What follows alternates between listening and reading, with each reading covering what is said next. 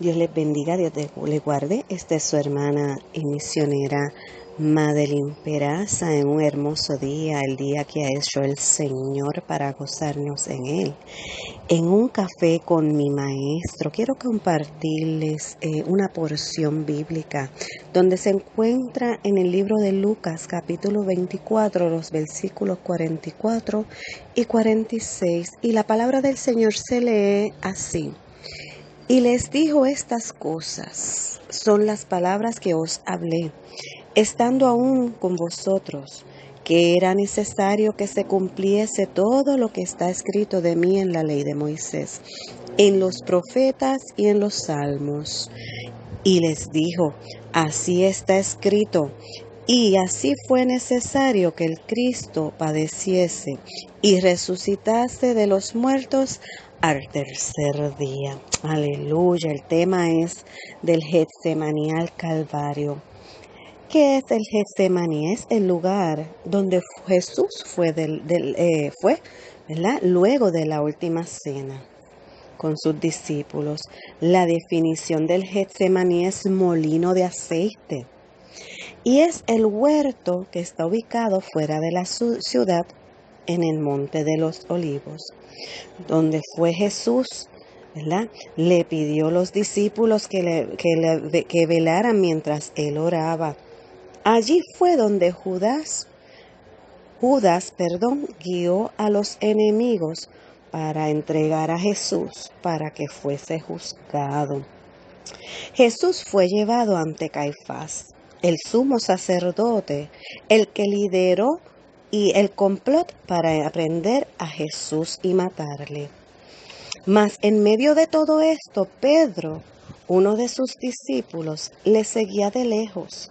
Jesús fue acusado de blasfemia, mientras él callaba bajo tales acusaciones, y no porque no tuviese nada que decir, sino para que se cumpliese las escrituras en Isaías 53, que dice de la siguiente manera: angustiado él y afligido, no abrió su boca, como cordero fue llevado al matadero, como oveja delante de sus trasquiladores, enmudeció y no abrió su boca. Dentro de todo este acontecimiento, Pedro, uno de sus discípulos, seguía a Jesús de lejos, sentándose dentro del patio como espectador. Fue reconocido por varias personas como uno de los seguidores de Jesús. Al verse acusado de ser uno de los discípulos, lo negó 3 veces. Sí, lo negó. El mismo Pedro que dijo, aunque tenga que morir contigo, no te negaré. Pedro, avergonzado y temeroso de ser descubierto, recurrió a la mentira y a la negación de ser el servidor de Jesucristo. Aunque después hubo un arrepentimiento genuino en su corazón al acordarse de las palabras que Jesús le había dicho: antes que cante el gallo me negará 3 veces. Esto lo hizo reflexionar y arrepentirse genuinamente. Y dice las escrituras que lloró amargamente. Eso es un acto de arrepentimiento genuino, un acto de verdadero arrepentimiento de parte de un ser humano. Luego, en la mañana siguiente, se dice que Jesús es llevado a Poncio Pilato, el gobernador, para la presentación de los cargos y sentencia. Y aún así, siendo acusado por los principales y sacerdotes, no abrió su boca en defensa de sí mismo, aun cuando se dirigía a tomar el lugar de Barrabás, el preso. En medio de todo esto, acontece que Judá es llevado por su desesperación y arrepentimiento no genuino al devolver el dinero que le habían dado por traicionar a Jesús, y en medio de su remordimiento y desespero, marchó a su ruina. Aleluya. Muchas veces el desespero, ¿verdad?, y los remordimientos nos llevan a hacer cosas que al Señor no les agrada. Debemos de tener un arrepentimiento genuino, un arrepentimiento de verdad, un corazón contrito y humillado. El Señor no desprecia. Aleluya. Luego de todo esto, Jesús es azotado y entregado para la crucifixión a los soldados. Se dice que las víctimas de azotes, que eran azotados, esto es un ejemplo, los desnudaban y los amarraban a un poste. Luego eran golpeados sin misericordia, con látigos fabricados con tiras de cuero trenzadas, cada una con pequeños pedazos de metal o plomo o huesos adheridos con fragmentos de plomo en todas las puntas. La flagelación arranca fragmentos de la carne de las víctimas, muchas de ellas los cuales no sobreviven el tormento. Mi alma adora al Señor. Jesús fue llevado al prontorio, la cual era la residencia oficial del gobernador. Aleluya. Le desnudaron.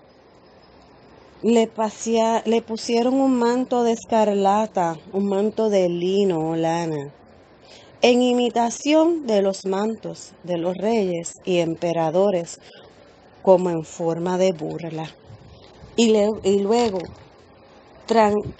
trenzando una corona de espinas, la pusieron en su cabeza. Le pusieron en su mano derecha una caña en vez de un cetro real. Y se burlaban de Jesús diciendo: «Salve el Rey de los judíos». Y le escupían la cara. Mi alma adora al Señor.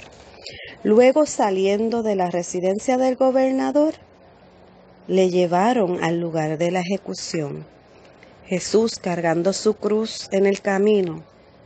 Los soldados vieron que por el cansancio y la debilidad caminaba muy despacio, pues obligaron a un cirineo llamado Simón a llevarlo a la cruz.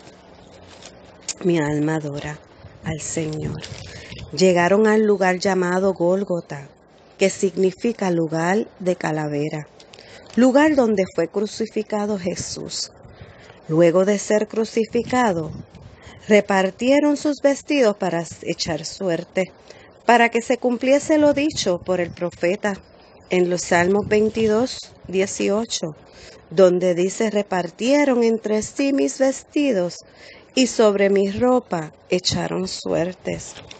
Fue crucificado entre dos ladrones, como si él mismo fuese un ladrón. Le dieron de beber vinagre mezclado con miel. Allí, aún después de ser crucificado, siguió recibiendo burla. Pero después, de repente, algo ocurrió. Hubo tinieblas sobre todas las tierras, desde la hora del mediodía hasta las 3 de la tarde, y precisamente en la hora de la tarde, de la 9ª hora, hubo un clamor de parte de Jesús a su Dios Padre, un clamor donde expresaba un sentido de abandono, un sentido de desamparo, pero un abandono y desamparo momentáneo, ya que estaba cargando en ese preciso momento con el peso de nuestros pecados. Pero hay un segundo clamor a Dios. Clamó a su Padre nuevamente, pero esta vez abandonándose a sí mismo, aleluya, en las manos del Dios Todopoderoso. Y con este clamor expiró.